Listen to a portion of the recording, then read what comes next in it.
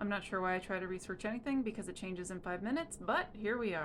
So Palantir, yes, that Palantir that has all of our information that they really shouldn't have access to, thinks apparently Silicon Valley needs to find its quote-unquote moral compass.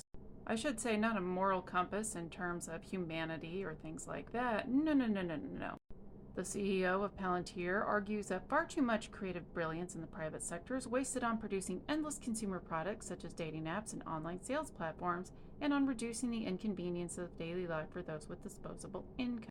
He thinks that the software industry should rebuild its relationship with government and redirect its effort and attention to constructing the technology and artificial intelligence capabilities that will address the most pressing challenges that we collectively face. Palantir's work is described as sifting through mountains of data to perceive patterns, including patterns of suspicious or aberrant behavior. Red flags all around. That doesn't sound like they're trying to make things better. That sounds like they're trying to spy on everybody and make us all turn against each other. Palantir has been criticized for enabling heightened government surveillance and loss of privacy amongst U.S. citizens, and rightfully frickin' so. The Palantir CEO may describe himself as progressive, but that doesn't mean that he actually is. In 1956, sociologist C. Wright Mills called out the power elite, newly dominant in the U.S. and on the world stage, in his book of the same name.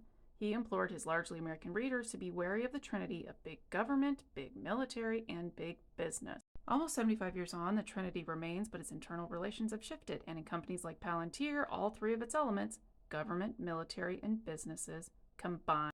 And yeah, big technology firms like Palantir have absolutely way too much power. Palantir is supposed to be explicitly committed to certain national projects, but it seems like they don't have any oversight, so Big tech firms own platforms that give them immediate access to hundreds of millions of customers, regardless of age, gender, culture, or location. They possess both hard power and soft power, and they possess the mind-boggling sums of money needed to keep innovating and growing and to lobby politicians. The CEO of Palantir and Zamiska argue more firms should use this power and money in the national interest. Most, unlike Palantir, seem reluctant to work closely with federal or state government on grand challenges concerning national security, public health, school education, or law and order. The author suggests Silicon Valley's elite has an obligation to participate in the defense of the nation and the articulation of a nation project. What is this country? What are our values? And for what do we stand? And by extension, to preserve the enduring yet fragile geopolitical advantage the U.S. and its allies in Europe and elsewhere have retained over their adversaries. I find the next paragraph interesting, though. More pointedly, they go on, this highly educated and talented elite is often unsure what its own beliefs are, or more fundamentally, if it has any firm beliefs at all. It's money and power. It's not exactly that hard to figure out. Basically, they argue that those from the 1960s were this rebellious generation that wanted things like rights for marginalized groups, and that weakened any shared sense of what it meant to be American. If my eye could twitch right now, it would be. The CEO of Palantir tries to say that Musk was an exception, but come on. In the article, it states that morality has two parts. One is justice, what is right, and the other is goodness, the best means and ends of collective life.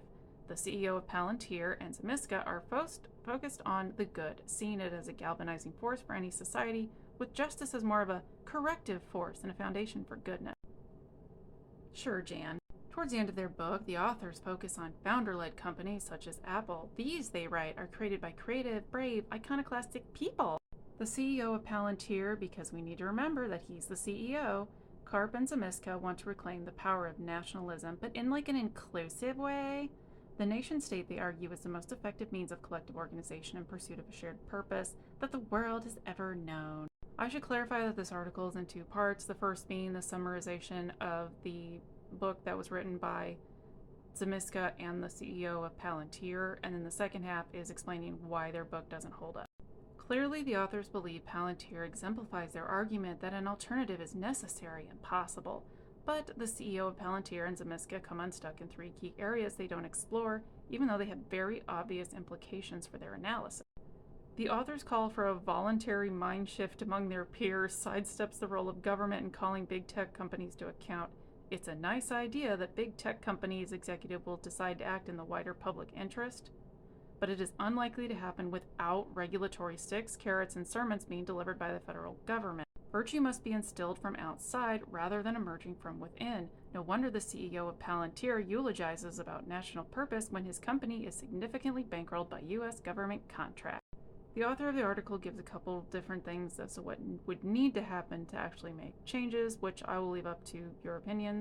For all their talk about virtue and the good, the CEO of Palantir, the highest paid chief executive of a publicly traded company in the US last year, and Zamiska don't actually present a substantive vision for a new America and a rejuvenated West. As far as that last paragraph, yeah, Palantir just wants all of our data and information. I don't like Palantir having access to all of the data and information that they have, and I really don't like the fact that there's a lack of oversight.